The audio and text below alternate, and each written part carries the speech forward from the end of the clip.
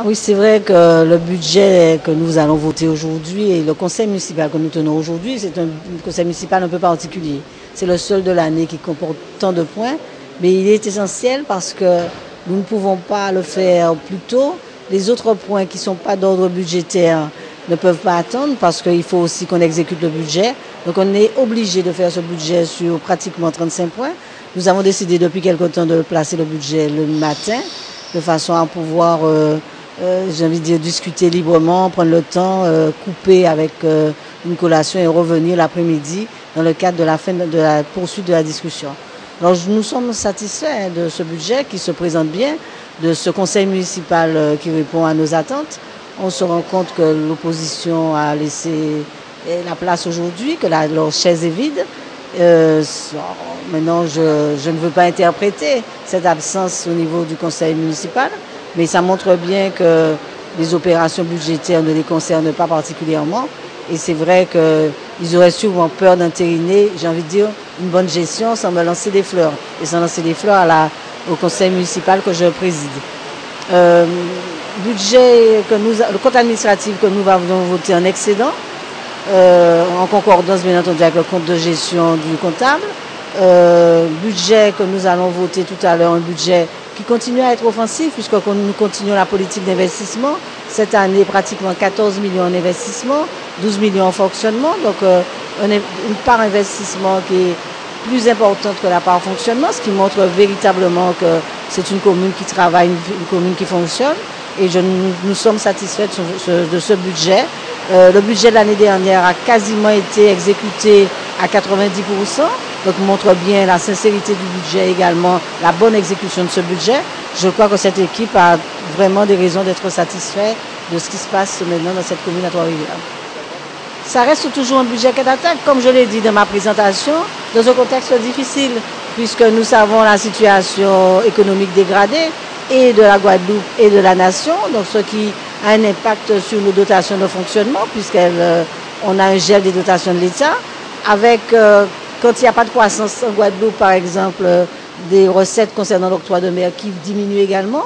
Donc nous sommes un peu dans un système un peu contraint au niveau du budget, au niveau de nos recettes, mais nous arrivons à optimiser en ayant une gestion rigoureuse, en tenant, j'ai envie de dire, notre fonctionnement, en évitant qu'il n'explose, tout en respectant le fonctionnement et en permettant aux agents, par exemple, d'avoir une valorisation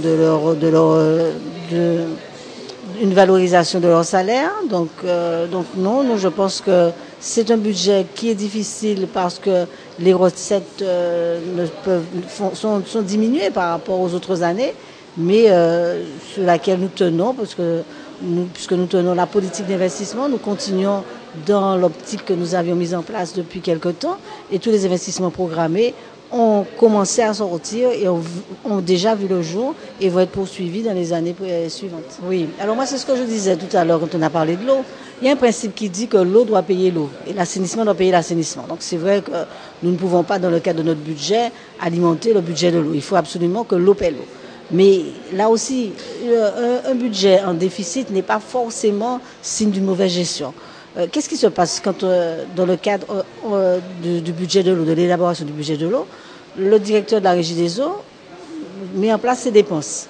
En fonction de cela, en fonction des dépenses, il équilibre avec un budget, avec des recettes, et en fonction de ces recettes dont il a besoin, il fixe le prix de l'eau. D'ailleurs, vous allez voir bientôt, dans un prochain point, nous allons fixer un nouveau prix de l'eau qui correspond forcément aux nouvelles recettes dont il a besoin.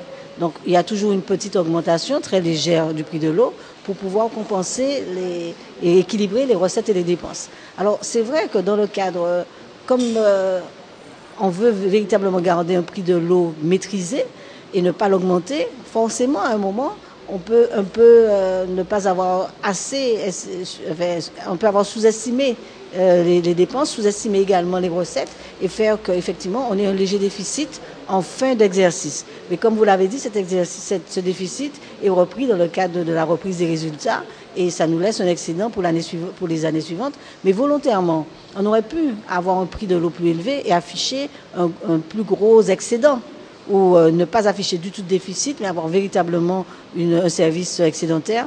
Pour l'instant, nous préférons garder une maîtrise du prix de l'eau et faire que pendant encore quelques temps, les administrés puissent profiter d'un prix de l'eau assez bas. Non, la taxe, il me semble que la taxe d'enlèvement des ordures ménagères est la même qu'en 2011, 14,25. En 2011, ça n'a pas bougé et les autres taxes n'ont pas du tout bougé. Pourquoi? Parce que dans le cadre d'une programmation sur nos investissements, nous avions déjà prévu qu'il fallait, dans le cadre de la mandature des 6 années, qu'il fallait à un moment augmenter les impôts. Nous avons choisi stratégiquement de l'augmenter en milieu de mandature. C'est ce qu'on a fait en 2011. Nous avons augmenté en milieu de mandature. Et à partir de cela, nous conservons jusqu'à la fin de cette mandature les mêmes taux. Puisque dans le cadre de la programmation que nous avons faite, nous savons déjà combien va nous rapporter par le cadre de l'élargissement également de l'assiette fiscale, combien nous rapportera fiscalement cette augmentation que nous avons eue il y a 2 ans. Et nous n'avons pas besoin cette année d'augmenter les impôts. Alors je dis que l'impôt, c'est quelque chose d'utile, mais il faut qu'il soit juste, il faut qu'il soit équitable et il faut surtout qu'il soit proportionné. Ce n'est pas la peine d'augmenter pour avoir des recettes supplémentaires. Il vaut mieux laisser le même taux d'imposition puisque nous savons que ce taux-là est suffisant pour équilibrer notre budget et nous permettre de faire face aux dépenses d'investissement que nous avons. Mais je suis satisfaite d'avoir tenu cette promesse de dire aux Trois-Riviériens, nous allons augmenter parce qu'il nous faut des recettes supplémentaires si nous voulons des investissements en rapport avec la politique que nous voulons mettre en place, mais nous n'augmenterons qu'une fois et c'est ce que nous avons fait dans le cadre de cette mandature en 2011. Alors c'est ce qui explique le nombre de points à l'ordre du jour, c'est que là aussi nous ne pouvons pas voter des subventions avant d'avoir voté le budget. Donc tous les autres points sont des points qui ont attrait au budget, d'autres financiers, donc il fallait absolument aujourd'hui les mettre à l'ordre du jour pour éviter de bloquer les associations comme ou la JTR ou VCTR qui attendent ce budget qui constitue leur seul budget de fonctionnement et qui surtout, je prends le cas par exemple du VCTR, on avait les résultats qu'ils ont et je voudrais les féliciter et je profite de la possibilité qui m'est donnée aujourd'hui pour féliciter le VCTR pour les résultats obtenus et c'est vrai qu'ils ont absolument besoin de ce budget pour pouvoir fonctionner très vite. Mais je le redis aujourd'hui, nous ne sommes pas en campagne électorale. Les Trois-Riviériens nous ont élus jusqu'en mars 2014. Et jusqu'en mars 2014, nous allons être au service de la population en fonction du mandat qu'ils nous ont donné. Alors c'est vrai qu'à la fin de l'année 2013, il faudra forcément parler politique et parler campagne électorale. Mais pour l'instant, moi je suis très loin de la campagne électorale. Je continue à travailler dans le cadre du mandat qui m'a été donné jusqu'en mars 2014.